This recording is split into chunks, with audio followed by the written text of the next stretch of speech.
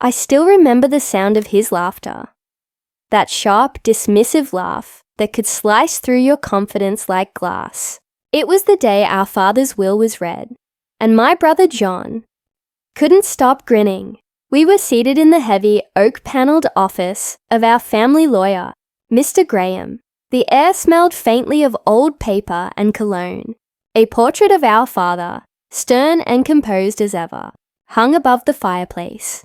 Watching, judging, maybe even smiling at what he knew was about to happen. John leaned back in his chair, expensive watch catching the sunlight. "Let's just get this over with," he said, tapping his pen impatiently. "I already know what's coming." I said nothing. I was 29, quiet, cautious, still feeling the weight of losing the only parent who ever truly tried to love us both. Though one of us had made it difficult. Mr. Graham cleared his throat. "As per the last will and testament of the late Mr. William Hayes, the estate shall be divided between his 2 children, Jonathan Hayes and Alina Hayes." John smirked. Obviously, Mr. Graham continued reading, voice steady and deliberate.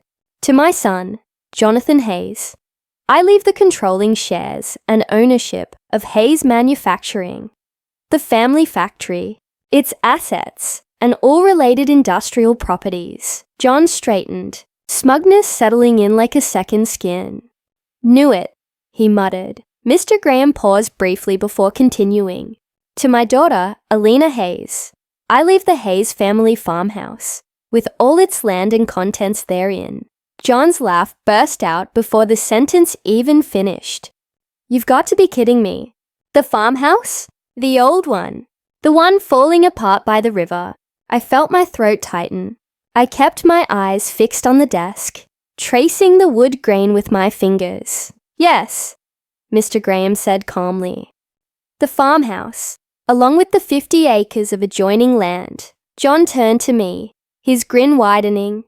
"Wow, congrats, sis. You got nostalgia." I got the empire. My heart thudded in my chest, but I didn't give him the reaction he wanted. I just asked softly, "Is that all?" Mr. Graham hesitated. "Your father also requested that you personally visit the farmhouse before making any decisions regarding its future. He wrote that it holds sentimental value." John chuckled again. "Sentimental value. That's lawyer speak for worthless." I should have been angry, maybe even humiliated, but instead I just felt calm. Maybe it was denial. Maybe it was something deeper. A strange sense that my father had left me something beyond what John could understand. As we signed the documents, John started talking about renovations he'd make to the factory, how he'd expand production, double profits, all while pretending I wasn't there. "Guess you'll be busy fixing fences and chasing chickens," he teased. "Maybe I'll buy your little farm one day, just to park my cars there." I smiled. Not out of amusement, but because it was easier than letting him see the sting in my chest. He'd always been like this. Ever since we were kids, John craved power. I craved peace. Our father used to say we were fire and earth, destined to clash, but never merge. When we left the lawyer's office, John's sleek car roared to life. I watched as he sped off, music blaring, without a glance back. Mr. Graham stood beside me quietly. "Your father was proud of you, Alina," he said, after a pause. "More than you realize." That night, I couldn't sleep. I kept replaying John's laughter in my head, over and over. He got the factory. I got the farmhouse. But I couldn't shake the words Mr. Graham had read. The farmhouse, with all its land and contents therein. It felt deliberate, like a clue. The next morning, I packed my bags, loaded my old car with a few essentials, and started the drive out of the city. The road curved through the countryside, and the further I went, the quieter the world became. No traffic, no noise, just wind, trees, and the rhythm of my thoughts. When the farmhouse finally came into view, I felt something shift inside me. It stood there, weary but proud, surrounded by overgrown fields and wildflowers, paint peeling from the shutters, vines crawling up the walls, like nature reclaiming its place. The porch creaked under my step, as if welcoming me back reluctantly. I pushed the door open. Dust floated in the sunlight streaming through cracked windows. Every corner whispered memories. My mother's laughter in the kitchen, my father's quiet hums as he read in the study, John's childhood tantrums echoing from the stairs. It wasn't just a house, it was history, and it was mine. In the living room, I found a sealed envelope on the mantelpiece. The handwriting was unmistakably my father's. My breath caught as I unfolded it. Alina, the value of a place isn't always written in its walls, but in what those walls protect. You may not see it yet, but this house will give you more than he can ever buy. Dad, I read it again and again. What did he mean by what those walls protect? The letter ended abruptly, like a sentence unfinished. Outside, the wind rustled through the tall grass. The farmhouse groaned in the silence. Almost alive, I looked around, at the fireplace, the old bookshelves, the staircase, and for the first time, I felt like this wasn't just an inheritance. It was a test, or maybe a secret. I didn't know it then, but that letter, and this broken farmhouse, would lead me to uncover something my father had buried, not just in these walls, but in our family's soul. And John, my proud, laughing brother, would soon learn that sometimes the smallest inheritance holds the biggest empire. The farmhouse was silent that night, except for the wind brushing against the cracked windows and the faint creak of the old wooden beams. I couldn't sleep, not because I was scared, though part of me was, but because my father's letter kept echoing in my mind. The value of a place isn't always written in its walls, but in what those walls protect. What was he trying to tell me? I wrapped myself in an old blanket I'd found on the couch and looked around the dimly lit living room. The air smelled faintly of cedar and dust, and something else, something almost metallic, like the past refusing to be forgotten. The clock on the wall had stopped at 9:47. I don't know why, but that detail stayed with me. When morning came, I decided to explore every inch of the house. I started with the kitchen, still filled with old pots, cracked tiles, and faded wallpaper that looked like it had once been yellow. A sense of nostalgia lingered everywhere. It felt like time had paused the day my father stopped coming here. I found a cupboard full of my mother's china, untouched, and on one of the shelves, a single cup was turned upside down, as if placed there deliberately. When I picked it up, I found a folded paper beneath it. It was another note, smaller this time. Some things are worth more than gold. You'll find them where warmth meets memory. I frowned. Warmth meets memory. I looked around the kitchen, scanning for anything that might fit that riddle. The fireplace. It wasn't just a place for warmth.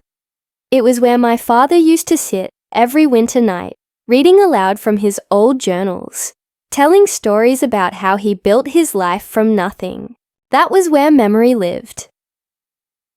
The fireplace was bricked up halfway, old soot still staining the stone.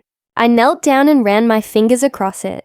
Something about one of the bricks felt different, smoother, out of place. I pressed against it. Click. The brick shifted slightly inward, releasing a faint mechanical sound. I froze.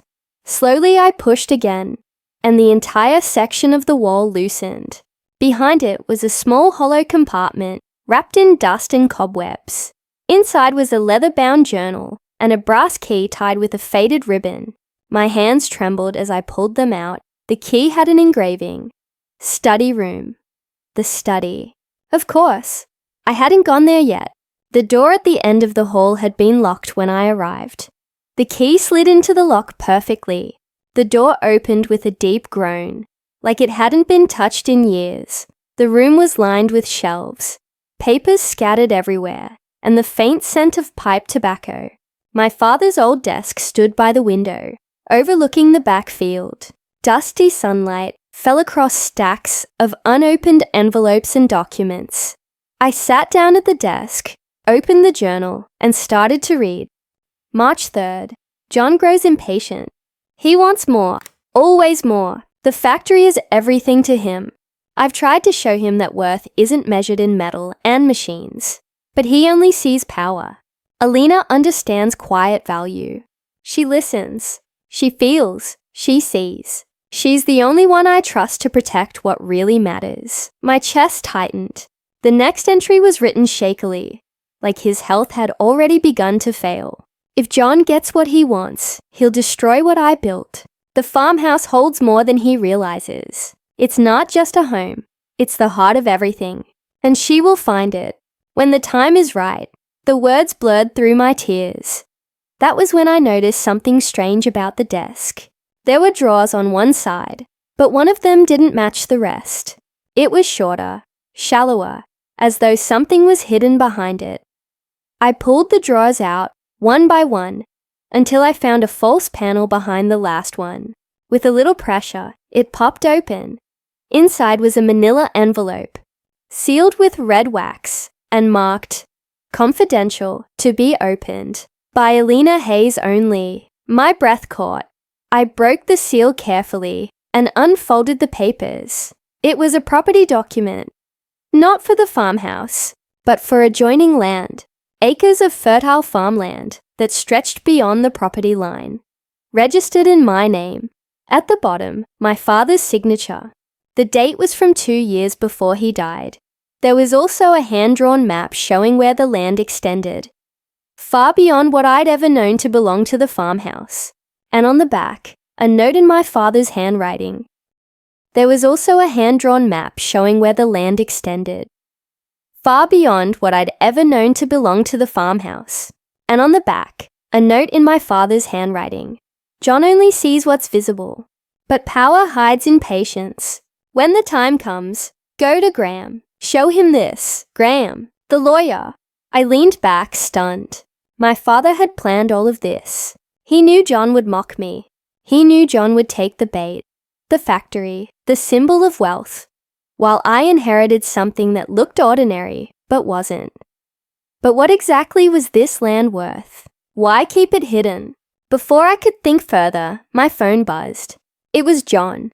I hesitated before answering. "Hey, sis." His voice dripped with smugness. Settling in with the chickens yet, I bit back a sigh. "Hi, John. I just drove past your place on the way to a supplier meeting. Thought I'd check if you needed a new roof or something. You know, out of pity. Thanks for your concern," I said dryly. "But I'm fine," he laughed. "Good to know. Oh, Dad's factory is already booming, by the way. We got a new contract today." Guess he knew who the real business mind was. I wanted to tell him about the papers, about what I'd found, about the fact that maybe, just maybe, our father had trusted me more than him. But I didn't. Not yet. Instead, I said, "That's great, John." "Really?" He chuckled again. "You sound jealous." "Not at all," I replied softly. "I'm exactly where Dad wanted me to be." He paused for a moment, maybe sensing something in my tone. But before he could ask, I ended the call. Then I sat there, staring at the old papers in front of me. My father's handwriting glowing faintly in the afternoon light. Something inside me shifted. A quiet, steady resolve. This wasn't about inheritance anymore. It was about understanding why. And as I closed the journal, I whispered to the empty room, "Don't worry, Dad. I'll find out what you meant." That night, I placed the key, the map, and the documents back into the desk drawer and locked it. The farmhouse seemed different now. Alive, humming with secrets. I looked out the window, past the trees, to where the boundary line stretched beyond what I had thought was mine. Somewhere out there lay the truth my father had buried. And I was going to dig until I found it, no matter what it cost. It had been 2 weeks since I moved into the farmhouse, and every day felt like peeling away a layer of dust, both from the house and from my father's past. By day, I cleaned and repaired what I could. By night, I sat at his desk, reading more entries from his journal.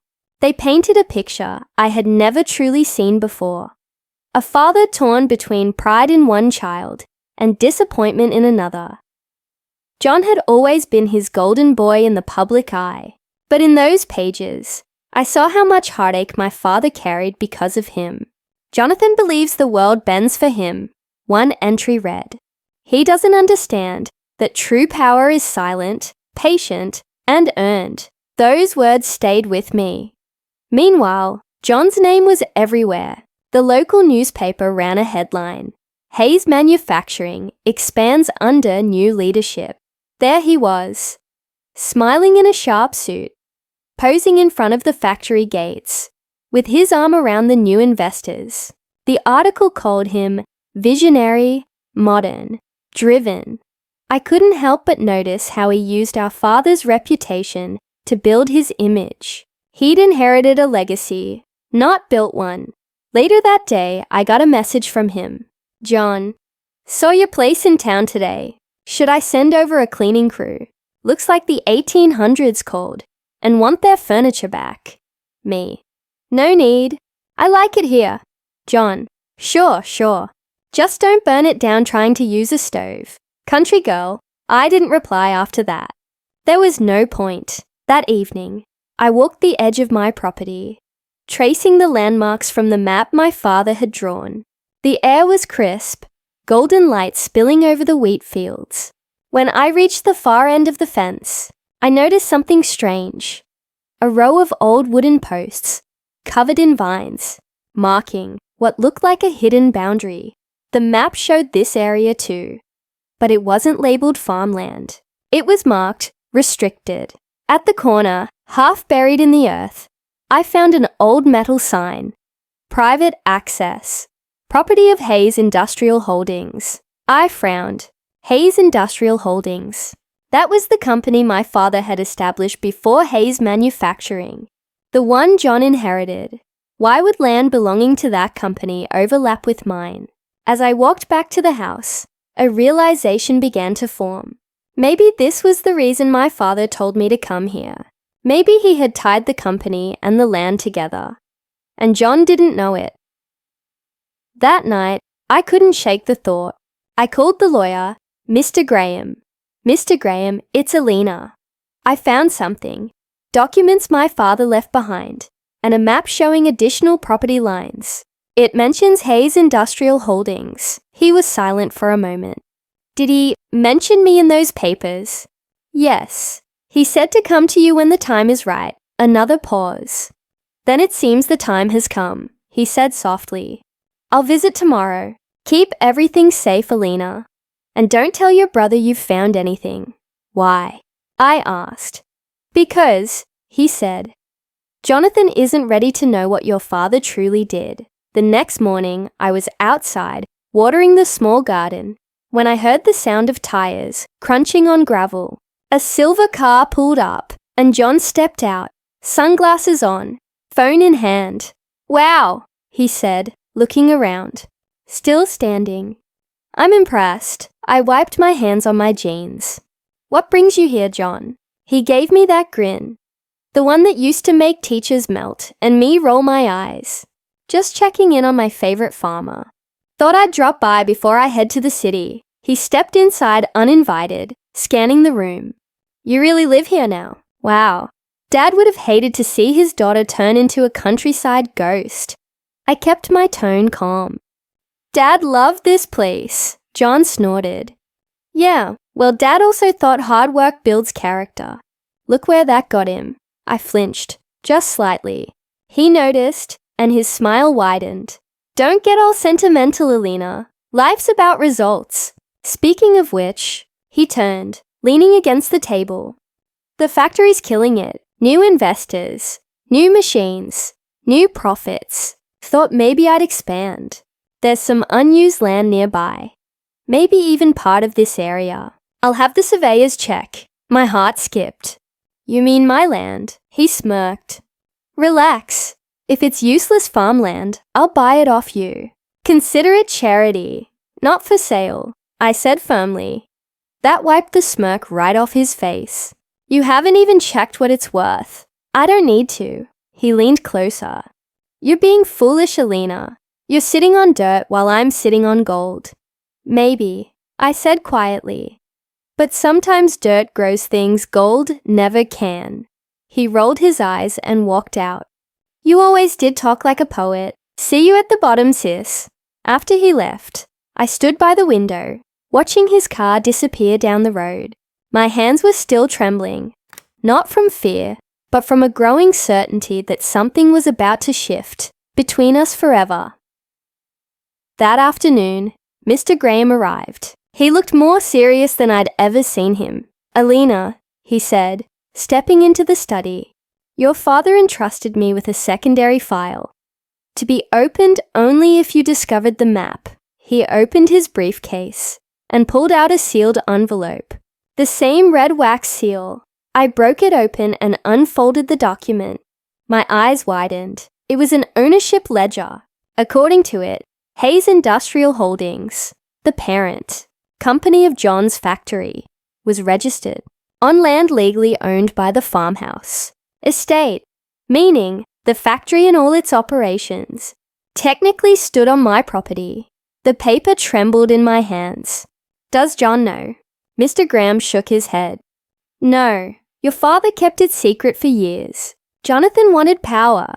William wanted justice. He predicted this exact moment. I sank into the chair, stunned. So the factory can't legally operate without your authorization, he finished. And the lease expires next month. I sat in silence. For the first time in years, I realized I held something John never could. Leverage. Mr. Graham placed a hand on my shoulder. Your father wasn't punishing you, Alina.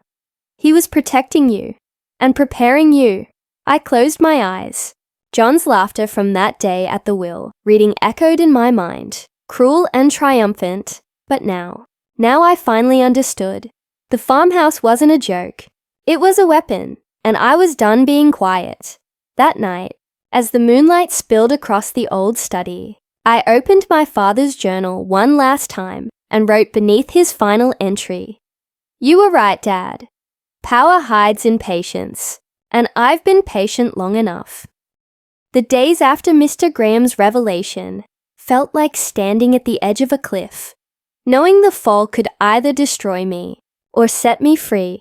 The farmhouse no longer felt small or forgotten. It pulsed with hidden life, with the truth my father had buried deep enough to survive even John's greed. Every creak of the floorboards, every gust of wind through the broken windows, felt like a whisper saying, Wait, watch. The time is coming. I didn't have to wait long. It started with a phone call from Mr. Graham 3 days later. His voice was urgent, almost nervous. Alina, he said, we need to meet again. Something has changed. When he arrived that afternoon, he looked paler than usual. He carried a thick folder and a small wooden box. Your brother's in trouble, he said without preamble, taking a seat at my father's desk. I set down my mug of tea, trying to steady myself. What kind of trouble? He sighed. Financial, legal, moral. Take your pick. His new investors discovered inconsistencies in the company's land titles. They're demanding proof that the factory's property is legitimately under his name. I stared at him. But it's not. Exactly. He tapped the folder. These are copies of the records your father filed before his death. Hayes Manufacturing operates on land owned by the Hayes Family Trust, which you inherited. Technically, Jonathan's entire business exists because you allow it to. The words hit like thunder, and he doesn't know. Not yet, but he's about to find out. Mr. Graham handed me the wooden box. It was small, with a golden latch and a hand-carved letter H on top. Your father left this for you. He told me to deliver it only when the company began to show cracks. I opened it carefully. Inside was an old pocket watch, my father's, and a folded note tucked beneath it.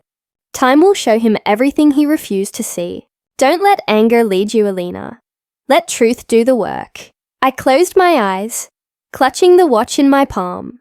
The ticking had stopped years ago, but somehow it still felt alive.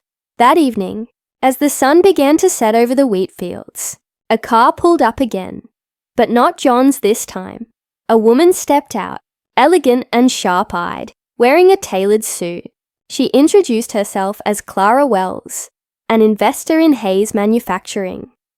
"I hope I'm not intruding," she said, stepping into the doorway. "But I've been trying to reach your brother. He's not cooperating." I raised an eyebrow. "With what?" She gave me a thin smile. "With ownership verification. We're reviewing the factory's legal foundation. Something about missing land deeds." Her gaze flicked to the papers on my father's desk. Open, unhidden. "You seem to have quite the collection of documents here." I met her eyes evenly. My father kept good records. She studied me for a long moment, as though trying to read what I knew. Then she said quietly, "Your brother's pride might ruin more than just his fortune. Be careful. He's desperate. Desperate men make mistakes," I said softly. Her lips curved, "and women who wait for them to do so win." After she left, I felt the air shift again. The calm before the storm. John hadn't called in days. That was unusual. He was the kind of man who couldn't go 12 hours without reminding me how successful he was. Silence meant only one thing. Something was going wrong. That night, while the crickets sang outside and the farmhouse creaked under the moonlight, I got the confirmation. My phone buzzed with a message from an unknown number. It was a screenshot of a local business article. Hayes Manufacturing under investigation for ownership irregularities. And there he was, John, looking furious, surrounded by reporters. My heart pounded, not from fear, from justice. The next morning, Mr. Graham returned. "He called me," he said, taking off his hat. "He's demanding answers. He wants to see the original will again." I felt the faintest trace of pity, the kind that comes not from love, but from witnessing someone's arrogance collapse on itself. "Should I talk to him?" I asked. "Not yet," Mr. Graham said. "Let him stew. Let him come to you. That's what your father wanted." He handed me another file. "Inside these papers is something else your father planned, a dormant clause. If Jonathan ever tried to sell or expand the factory, he would need your written consent as the landholder. Without it, every contract he's signed becomes void." I blinked. "So I can stop him?" "Yes, completely." I sank into the chair, fingers trembling slightly. All this time, I thought my father had favored John. But this was foresight. He'd given John the illusion of power, and me the foundation beneath it. And now, that illusion was breaking. The next evening, John finally called. His voice was different this time. Rough, desperate. "Alina, I need to talk, now." I hesitated before answering. "I figured you might. What the hell is going on?" "The investors are pulling out. The bank's asking questions about the land lease. And Graham isn't answering my calls. Maybe you should talk to your lawyer," I said coolly. "You think this is funny," he snapped. "You knew about this, didn't you?" I stayed quiet. Silence is a weapon when used right. "Alina," he barked. "You're going to ruin everything Dad built." "No," I said finally. "I'm protecting what he actually built. You just claimed the part that made noise." He was breathing hard. "Don't play games with me. That factory is mine." "Is it?" I said softly. "Because from where I'm sitting, John, it looks like you've been operating on my land for years, without paying a single dime." The silence on the line was deafening. What are you talking about?" He stammered. "You'll find out soon," I said. "Maybe when the lawyer sends over the lease papers, Alina." But I'd already ended the call. I stood by the window as dusk deepened outside. The farmhouse glowed warm and golden behind me, steady and strong. While miles away, the lights in John's empire were beginning to flicker. Later that night, I took the pocket watch from my desk drawer again. The broken hand still pointed to 9:47, the same time the clock on the farmhouse wall had stopped. I finally understood why. That was the exact minute my father died, and somehow, I knew he had planned every tick up until that moment, trusting that one day I'd be strong enough to finish what he started. The next morning, I woke to the smell of rain. The sky hung heavy over the farmhouse, and the fields looked like vast mirrors of silver. It was the kind of day when memories drifted in like ghosts. I brewed coffee and stared at the pocket watch on the table. It still sat there, unmoving, silent, yet louder than anything else in the room. When I picked it up, I noticed something I hadn't before. A tiny engraving along the edge of the back plate, barely visible but there. It read, "Under the roots, where truth grows." I frowned. The words felt cryptic, deliberate, like another one of my father's riddles. "Under the roots," I whispered. My eyes went to the window. Outside, the oldest oak tree on the property stood, enormous and solitary, right beside the broken fence. I didn't wait. By mid-morning, I was outside, the rain soft but steady, the ground damp under my boots. I grabbed a shovel from the barn and walked to the oak. That tree had been there since before I was born. I used to climb it when I was little, and my father always said, "One day, you'll understand why I kept this tree alive when everything else was replaced." Now, I understood. I began to dig. The earth was thick and heavy, but after a few minutes, the shovel hit something solid. A wooden box, smaller than a chest, about the size of a briefcase.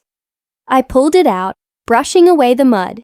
The box was sealed with iron latches, rusted with age.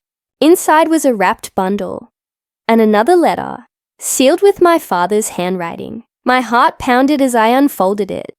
"If you found this, Alina, then time has done its job. Your brother's arrogance will lead him to ruin. You, my daughter, must be the one to restore balance. Inside this box are the true ownership documents, stock transfers, and the original trust ledger. The factory was never meant to belong to John. It was built under my name. And the land lease means that when the trust activates, you hold the controlling rights to everything built upon it. Let him learn what it means to laugh at the quiet ones." I covered my mouth, breathless. Inside the bundle were old legal documents. Stamped, notarized, official. There were stock certificates transferring 51% of Hayes Manufacturing to Alina M. Hayes, effective upon the establishment of the trust. It meant I didn't just own the land, I owned the company. That evening, Mr. Graham came by again. When I showed him the documents, his eyes widened in disbelief. "My God," he muttered. "He really did it. He left you everything." "I thought he left John the factory," I said quietly. He shook his head. "That was a show, a distraction. The deed John received was conditional. Your father made sure of that. It's only valid if you renounce your inheritance, which you never did." I felt lightheaded. So, all this time, John was running the company on my authority without even knowing it. "Yes," Mr. Graham said, smiling faintly. "And now that the trust has activated, the ownership reverts to you automatically." I sat down hard, trying to process it. Years of belittlement, of being mocked for living in this useless farmhouse. And now, everything he had built was technically mine. "Mr. Graham," I whispered. "This could destroy him." He met my gaze evenly. "Or save him, if he's willing to humble himself." We both knew John would never do that. Later that night, I sat by the fireplace. The documents spread out in front of me. I didn't feel triumphant, not yet, because with power comes choice. Do I expose him? Do I take everything back? Do I become the very thing he feared? Or the lesson he needed? I turned the pocket watch over in my hands again, the broken timepiece that had guided me here. For the first time, I noticed a second engraving, smaller, almost hidden under the latch. It read, "When time stops, justice begins." A few hours later, I got a call from Clara Wells, the investor who had visited days earlier. Her voice was clipped, urgent. "Alina, you need to know something. Your brother is trying to sell part of the factory's assets under a private deal. Offshore." I froze. "He can't. Not without my—" "Exactly. He doesn't know he can't," she said. "But if he proceeds, he'll be committing fraud. We're giving him 48 hours to provide documentation. Otherwise, legal action begins." A strange calm settled over me. "Let him go through with it," I said softly. "What?" "I'll handle it when he crosses the line." There was silence on the line. Then Clara said, "You sound a lot like your father right now." That night, I barely slept. I paced the floors of the farmhouse, hearing echoes of my father's voice, my brother's laughter, my own younger self crying in that same kitchen years ago, when John took everything. Now, I had the power to end it all. By dawn, I made my decision. I called Mr. Graham. "Prepare the documents. If John signs anything illegal, I'll file for full transfer of Hayes Manufacturing into my name." He hesitated. "Are you sure, Alina? This will end him." I closed my eyes. "No, he ended himself. I'm just closing the book." The next afternoon, Clara called again. Her tone was cool, almost grimly satisfied. "It's done. He filed the sale documents this morning. No authorization, no consent. The fraud clause is triggered." I nodded slowly, my heart steady. "What happens now?" "Now," she said, "it's yours." That evening, I went out to the porch as the storm clouds began to clear. The field shimmered under the fading light. I thought of my father, his voice, his lessons, the way he saw the world, not in noise, but in quiet strength. The farmhouse, once the symbol of my humiliation, now stood as the empire's heart. Everything began here, and everything would return here. For years, John laughed at me, the little sister with the useless house. Now the useless house owned his factory, his fortune, his pride. Still, a part of me wasn't done. Revenge wasn't complete just because he'd lost something. No, I wanted him to see it, to realize it, to face me and understand exactly who he had underestimated. So I waited. And right before midnight, my phone rang again. John's name flashed across the screen. I answered, calm and quiet. "Alina," he said, his voice trembling. "They froze my accounts. They're saying I committed fraud." "What did you do?" "I didn't do anything," I said softly. "You just finally ran out of lies." "What are you talking about?" He shouted. "You've been running your factory on my land, using my trust, under my father's name. The documents you ignored, the ones you laughed at, they're all mine now." There was a long pause. I could hear his breath shaking. No, that's not possible. Dad knew exactly what he was doing." I interrupted. "He left you a stage. He left me the ground it stood on." And with that, I hung up. That night, I stood in the rain again, under the old oak tree. The storm had ended, but thunder still rumbled far away, like a promise. I whispered to the wind, "You were right, Dad. Time did the work." The pocket watch lay open in my hand. For the first time, I swore I could hear it tick again, just once. The days that followed were a blur of silence and consequence. News travels fast when it smells like money and scandal. Within 48 hours, every financial publication in the city had John's name plastered across their front pages. Hayes Manufacturing under fraud investigation. CEO John Hayes' assets frozen pending trust review. And beneath those bold headlines were photos of my brother, jaw tight, eyes wild, trying to shove past reporters, shouting questions he didn't know how to answer. The empire he had mocked me with for years was unraveling, thread by thread, and I hadn't lifted a single finger. I didn't need to. My father's design was working exactly as intended. When I returned from town one morning, a black sedan was already parked outside the farmhouse. Mr. Graham stood on the porch, holding an envelope, his expression grave. "It's done," he said quietly. "The court recognized the trust's activation and your controlling rights. You're now the legal majority owner of Hayes Manufacturing." I stared at him, barely breathing. "It's over then?" He nodded slowly. "For him, yes. But for you, it's only beginning." He handed me the envelope. Inside were the final transfer papers. My father's company, the one that had defined my brother's entire identity, was now mine. I should have felt victorious, powerful, but instead I felt hollow, because in every victory there's a quiet cost. 2 nights later, John showed up. The sound of his car crunching up the gravel drive startled me.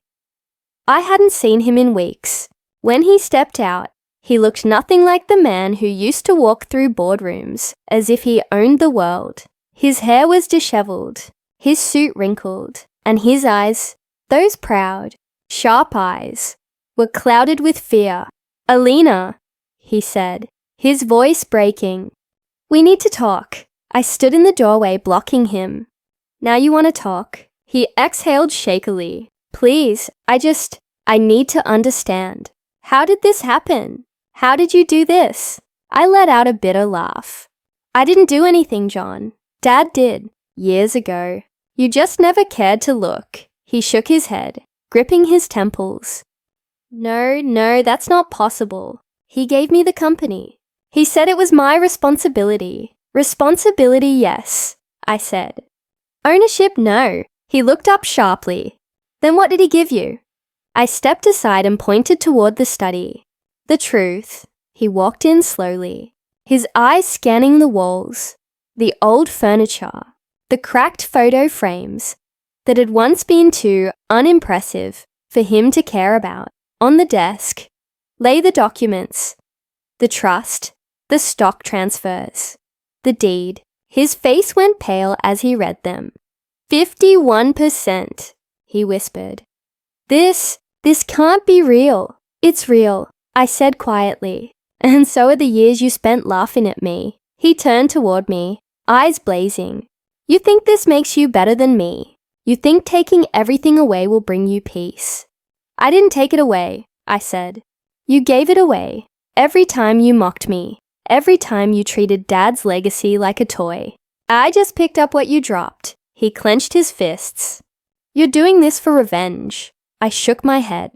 "No, I'm doing this because Dad trusted me to protect what he built. You wanted power. I wanted purpose. That's the difference." He was trembling now, with anger or regret, or both. "You'll regret this, Alina. You think they'll let you keep it. The investors, the board, they'll tear you apart." "Maybe," I said, stepping closer. "But they'll have to do it in a company with my name on the door." He stared at me, speechless. Then he laughed. A broken, bitter sound that echoed through the old farmhouse. "You really became him, didn't you?" "No," I said softly. "I became me." He left without another word. His car disappeared down the road, swallowed by the dark, and I stood in the doorway for a long time, watching the rain fall again. It should have ended there, but it didn't, because the next morning, Mr. Graham returned, looking shaken. "Alina," he said, setting a brown envelope on the table. "There's something you need to see." Inside was a letter. Not from my father this time, but from his old accountant. It was dated 6 months before my father's death. The letter mentioned a private transfer, a hidden beneficiary, listed only by initials. JHI frowned. "That's John." Mr. Graham nodded slowly. "I thought so too, but then I found this." He pulled out a photocopy of an amended document, one that showed 2 JHs. One was Jonathan Hayes. The other was Josephine Hartley, my mother's maiden name. I stared at the paper, confused. "But Mum's been gone for years." "Not quite." Mr. Graham said softly. Your father found her, Alina. She was living under her maiden name. And according to this, she was the final trustee. The one with authority to override both you and John. The room spun. That's not possible. He looked at me with a mixture of sympathy and fear. It is, and if she's still alive, she may hold the last piece of your father's plan. That night, I sat alone in the study, surrounded by the papers that had once given me strength, but now felt like ghosts. My father hadn't told me everything. He'd hidden one more truth, one that could undo everything I'd just gained. I thought I had finally won. But what if I was just another player in his larger game? The farmhouse walls seemed to close in around me. The ticking of the pocket watch echoed faintly, like a heartbeat. I picked it up again. The same watch that had led me to every clue. I turned it over, feeling the engravings under my thumb, and then I saw it. Another hidden inscription, one I had never noticed before. JH will always finish what I start. I froze. Was that meant for John? Or for her? I looked out at the storm again, realization dawning like lightning. The story wasn't over. Not by a long shot. Because if my mother was still alive, she might hold the real key to everything. The reason my father divided us. The reason he made John's path so easy, and mine so hard, and maybe, just maybe, she was the one who had orchestrated it all. I didn't sleep that night. Every time I closed my eyes, I saw that inscription burned into the inside of my eyelids. JH will always finish what I start. I had spent weeks believing my father's story ended with me, that his plan for justice, for balance, was finally complete. But now it felt like I was standing on the edge of something much deeper, older, and darker. My father had built empires in silence. Maybe my mother had destroyed them in the same way. The next morning, I went through every document, every box, every letter that had ever belonged to my parents. For hours, I sat surrounded by piles of yellowed paper, searching for any sign of her name. Josephine Hartley. It wasn't until mid-afternoon that I found it, tucked between my father's insurance records and an old utility bill, a receipt from a care home. Bright Meadow Assisted Living. Resident, Josephine H. The date was from just 2 months before my father's death. I felt my breath catch. She had been alive all this time. Not gone, not buried, just hidden. When I drove out to Bright Meadow that evening, the air smelled of pine and rain-soaked earth. It was a quiet facility on the edge of the city, surrounded by fields that looked almost identical to the ones near the farmhouse. The receptionist looked up when I gave the name, Josephine Hartley. I asked. She frowned, typing quickly. Yes, she's here. Room 214. But what? She doesn't take visitors. Hasn't for years. I slid my ID across the counter. She'll see me. When I stepped into room 214, the air was thick with antiseptic and lavender. A woman sat by the window, thin, grey-haired, wrapped in a knitted shawl. At first she didn't turn around, but then she said softly, "You took your time." My knees went weak. That voice, faint but unmistakable. "Mom," I whispered. She turned and I saw her face. Older, frailer, but those eyes, the same calm brown eyes that used to watch me from the kitchen door when I was little. "Alina," she said, smiling faintly. "You found me." I sank into the chair opposite her, unable to speak for a moment. "Why didn't you tell us you were alive? Why did you leave?" She looked out the window, her expression distant. "Because your father made me choose between truth and peace. I chose peace, but I knew he would never find it." I swallowed hard. "He said you were gone. He wanted you to believe that," she murmured. "He thought pain made you strong. He was wrong." For a long time, we sat in silence. I studied her face, trying to reconcile the woman in front of me with the mother I remembered. Finally, she turned to me again. "You've inherited more than you think. I frowned. I already know about the trust, the land, the factory. She shook her head slowly. No, not that. The plan. My stomach dropped. What plan? She smiled. A tired, knowing smile. He told you everything in pieces, didn't he? Just enough to make you move, but never enough to make you understand. That's how he worked. Understand what? That I helped him build it. The words hit me like a physical blow. You? What? She nodded. The trust, the clauses, the hidden transfers, every detail. He didn't do it alone. He couldn't. I wrote the documents. I made the legal maze that trapped your brother. And if you weren't careful, could have trapped you too. I sat there stunned. So, all of this, the inheritance, the setup, it wasn't just Dad. She looked at me with something between pride and sorrow. We built it together, to test you both, to see who understood what family meant, and who only wanted power. I shook my head. That's cruel, she sighed. Life is cruel, Alina. But fairness doesn't grow from kindness. It grows from truth. Her eyes softened. And you found it. I knew you would. My mind was spinning.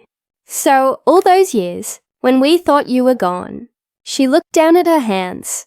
I had to disappear. If I stayed, your father and I would have destroyed each other. We made a pact. He would raise you both differently, and I would stay hidden. The one who learned compassion would inherit control. I could barely breathe. You mean, it was a test? Her smile was faint, almost sad. A lesson, for both of you. For a long time, neither of us spoke. The clock on the wall ticked softly. A cruel reminder that time, even broken, still moves forward. Finally, I asked, did you know he left that message? The one that said, JH will always finish what I start. She nodded slowly. He meant both of us. He trusted me to guide you when the time came. So what now? I whispered. Now, she said, her gaze turning sharp again. You decide whether to punish your brother or forgive him. I looked away. He doesn't deserve forgiveness. No, she agreed. But you do. Don't let his failure define your peace. When I left Bright Meadow that evening, the sky was painted with fading orange light. I stood by my car for a long time, staring back at the building. I had found the ghost I didn't know I was chasing, and she was flesh and blood. Fragile, wise, and heartbreakingly human. But something inside me was unsettled. If my mother had helped build the trap, and my father had designed it, then neither of them was innocent. And that meant I had inherited not just their fortune, but their sins. That night, as I drove back to the farmhouse, rain began to fall again. I rolled down the window and let the cold wind sting my face. I thought about John, his fury, his downfall, his voice on the phone begging for understanding. I thought about my father, building a kingdom of lies just to teach his children how to be honest. And I thought about my mother, the architect of the very revenge I believed I had crafted alone. Maybe I hadn't reclaimed my power. Maybe I had just stepped into their shadow. But one thing was clear. The story wasn't done, because when I arrived home, there was an envelope waiting on my porch. No return address. Just my name. I tore it open, and inside was a single sentence, written in elegant handwriting I didn't recognize. You've taken his empire. Alina, now come claim what's underneath it. And attached to it was a key, old, brass, engraved with a single letter. The key burned in my palm as I drove toward the factory. It was late afternoon, and the sky hung heavy with clouds that promised rain. The factory loomed ahead, silent now. Its machines stopped, its gates locked, its empire frozen in time. My empire, technically, but it didn't feel like victory yet. The envelope had no note, only the key and a single instruction. Come claim what's underneath it. I didn't know what that meant. I only knew one thing. My father and mother had secrets buried in this place, and I was about to unearth them. I approached the main office, the smell of oil and metal still faint in the air. Despite weeks of inactivity, Mr. Graham had advised caution, but curiosity and a sense of purpose drove me forward. Inside the office, I found a trapdoor beneath the desk. The hinges were rusted, the lock old, exactly the size and shape of the key. I held my breath and slid it in. Click. It turned with a satisfying snap, and the hatch creaked open, revealing a narrow staircase descending into darkness. I grabbed a flashlight from the desk drawer and stepped down. The air was cold, damp, and smelled faintly of earth and rust. At the bottom, the room opened into a hidden archive. Walls lined with filing cabinets, old crates, and stacks of documents bound with twine. It looked like someone had been preparing this place for decades. And then I saw it. A large steel safe, embedded in the far wall. Its door had a nameplate engraved, Hayes Legacy, Confidential. I knelt in front of it and noticed an indentation in the shape of a key, perfectly matching the brass key in my hand. With a deep breath, I inserted the key and turned. The safe clicked open, revealing a trove of files, journals, and ledgers, some dating back 50 years. I pulled out the first folder. My father's handwriting covered the pages, meticulous, precise. If anyone finds this, it means the time is right. These records prove everything. The foundation of Hayes Industrial Holdings, the original company, what was inherited, what was hidden, and who was meant to control it. Alina, you are not only the rightful heir, you are the keeper of the truth. My hands shook as I turned the pages.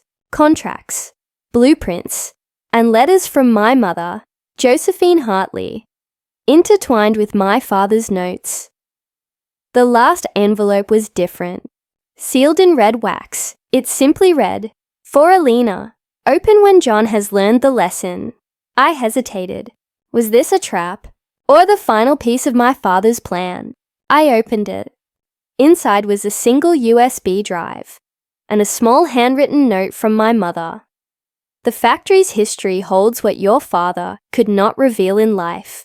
These files contain evidence of mismanagement, hidden assets, and the truth about his death. Protect it, learn from it, and remember, power is meaningless without clarity. My heart skipped. Evidence of my father's death, mismanagement, hidden assets. Everything I thought I knew was being rewritten. I plugged the drive into my laptop, which I had brought from the farmhouse. The folders loaded slowly. Each file revealed more than I could have imagined.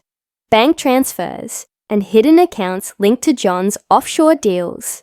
Emails between my father and unknown investors, detailing how he manipulated the company to protect the family name.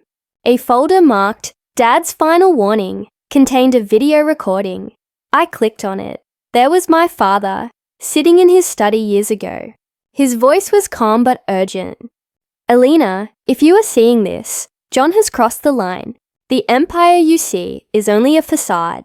The real power lies beneath. In the trust, the land, and the knowledge that truth cannot be hidden forever. Protect it. Your mother helped me. One day, both of you will understand why the facade was necessary." I sat back, stunned. So much of what I believed, my father's fairness, John's arrogance, even my mother's disappearance, was all part of a carefully orchestrated plan. And yet, there was more. Another folder caught my eye. Observation logs. 2010 to present. When I opened it, my hands froze. It wasn't just files about John's business. Someone had been watching me, recording me, tracking my every move since I moved into the farmhouse. Every decision, every step, every interaction had been noted, and at the bottom of the logs was a single signature, J.H. my mother. I sank to the floor. Not only had my parents orchestrated John's downfall, but they had also been silently guiding me all along, testing, observing, preparing me for the moment when I could claim everything that was rightfully mine. And now I understood why the final note and the key had come to me. Because this wasn't just inheritance. It was a legacy, and the final lesson was about to begin. Outside, the wind howled through the factory vents, carrying with it a promise. The game was not over. John had fallen, yes, but someone else was still moving behind the shadows, and that someone had been watching me, waiting for the perfect moment to reveal themselves. I clenched the USB drive, my jaw tight. One thought burned in my mind. If they wanted a war, they would have one. But I would not be the one caught unprepared. The farmhouse was quiet that night, but my mind was anything but. I sat at the desk, the USB drive open in front of me, the factory files spread across the screen. Every revelation from the hidden archives was like a puzzle piece snapping into place. And the picture was darker than I had imagined. Somewhere between John's arrogance and my father's careful planning, there was a truth I hadn't yet seen. The real reason my father had orchestrated everything. The factory, the trust, even my supposed useless farmhouse, was tied to his own death. I clicked on the last video folder, labeled The Final Truth. My heart raced as the screen flickered, revealing footage from a security camera I hadn't known existed. The footage was dated the night my father died. There he was, walking through the halls of Hayes Manufacturing. He paused at the main office, looking exhausted, frustrated but resolute. Then, in the shadows, I saw someone else enter. It wasn't John. Not my mother either. At least, not visibly. It was a figure in a dark suit, moving quickly, deliberately. They tampered with the machinery, shutting down systems and accessing accounts. And then, the camera caught a slip, a misstep that led to my father collapsing near the machinery. He hit his head on the corner of a steel console. It wasn't an accident. It wasn't natural causes. It was sabotage. I sat back, trembling. John had never been at the factory that night. My mother had stayed away. The person who orchestrated my father's death was someone outside the family. Someone who had wanted the company for themselves. And then I noticed it. A flash on the screen. A small symbol on the figure's lapel. I leaned closer. It was an H. Hayes. Something else. Someone else. I turned to Mr. Graham, who had accompanied me during the investigation. "Do you see it?" I asked, voice trembling. He nodded. "I've seen the files. Your father suspected an inside mole for years. That's why he set up the trust like this. To protect the company and the family from anyone who might try to steal it." I clenched my fists. So everything, the trust, the land, John's downfall, it was all to shield us from this person. "Yes," he said softly. "Your father knew his death would come. He just didn't know when. But he built a plan that could survive him. And now it has." That night I couldn't sleep. My thoughts swirled. John's arrogance, my mother's disappearance, the hidden archive beneath the factory, and now this unknown threat that had caused my father's death. And then it hit me. The key, the brass key, the one that had opened the hidden safe in the factory. It wasn't just a key to the files. It was a key to the entire empire. The message was clear. The past wasn't done with us yet. The next morning, I returned to the farmhouse, determined to dig deeper. I called Clara Wells. "I need everything you have on anyone connected to Hayes Manufacturing, who might have had access the night my father died." Her tone was sharp. "Alina, you don't know what you're asking for. This could destroy everything. I need the truth," I said firmly. "No more half measures," she sighed. "All right, but you should know.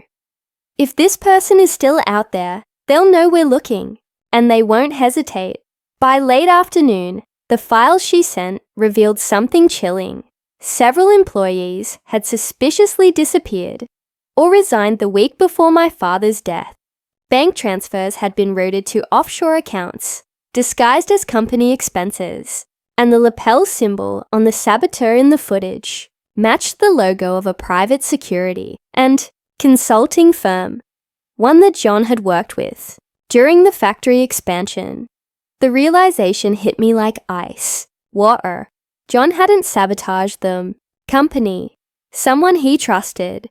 Someone in his inner circle had done it. And the worst part?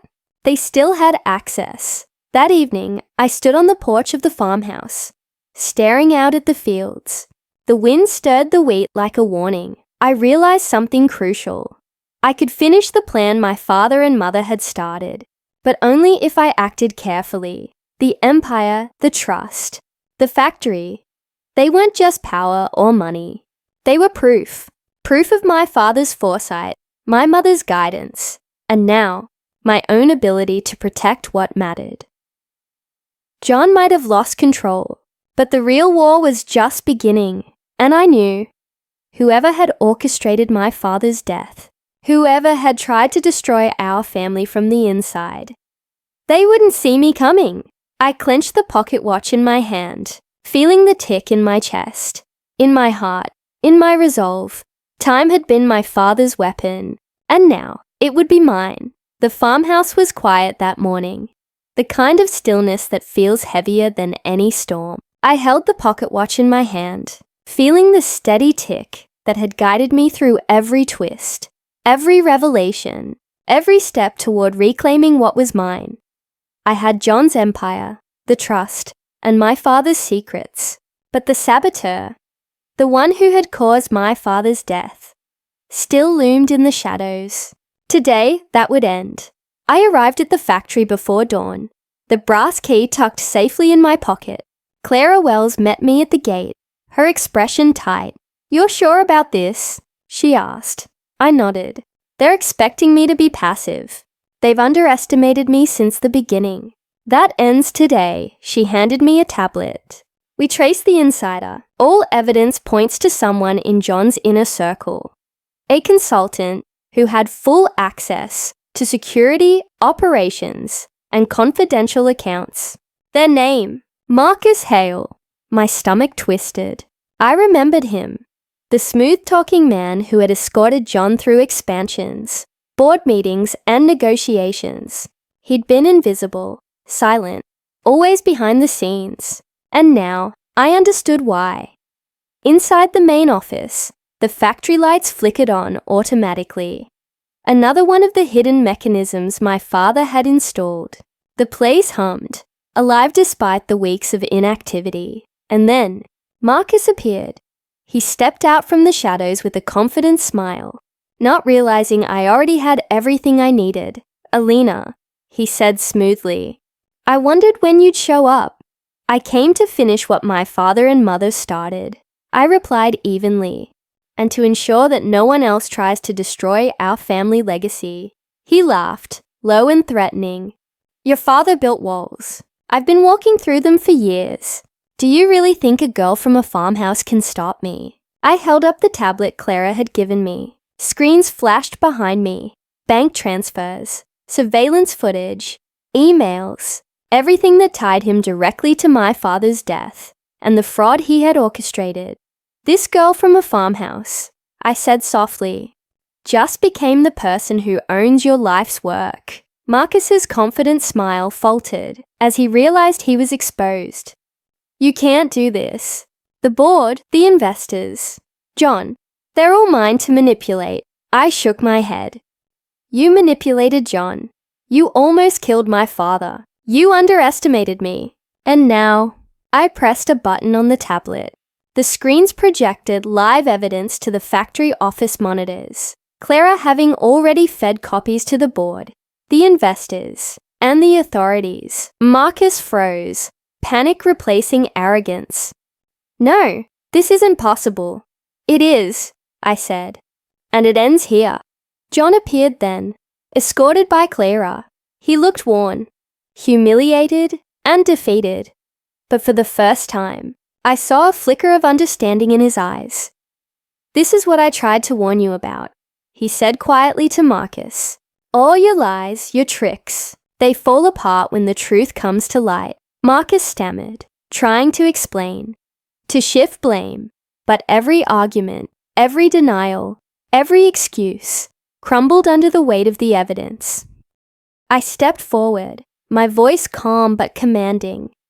You've had your chance. You had power.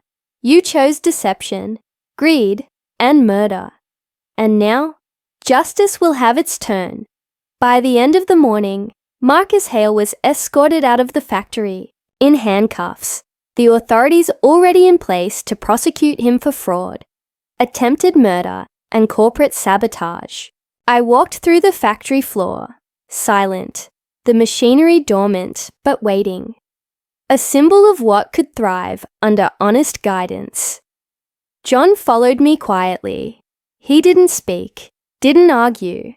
Finally he said, I see now. You weren't just lucky. You were prepared. You saw what Dad and Mom built, and you respected it. I turned to him. I didn't do this for revenge, John. I did it to protect what mattered. You had your chance to understand that. You didn't. He nodded slowly, the weight of years of arrogance and mistakes finally settling on him. I'm sorry, he muttered. Apology accepted, I said softly. But some lessons aren't learned through words. They're learned through truth. That evening, I returned to the farmhouse. The sun dipped behind the hills, casting golden light over the wheat fields. I stood on the porch, the pocket watch in my hand, and finally allowed myself to breathe. I had reclaimed my inheritance, exposed the saboteur, and restored the legacy my father and mother had carefully protected. But more than that, I had discovered something no inheritance or factory could teach. Strength, clarity, and patience are more powerful than any empire. I placed the pocket watch on the mantle. It had guided me through a journey of betrayal, revelation, and justice. Its hands were broken, yet its purpose had never failed. Somewhere, in the quiet of the farmhouse, I whispered a final thanks to my father and mother. They had taught me how to win, not through force, but through wisdom. And for the first time in years, I felt at peace. The empire was mine, the legacy preserved, and the family finally whole. In truth, if not in presence. Thanks for watching. If you enjoyed this video, don't forget to like and subscribe for more. See you in the next one. Peace out.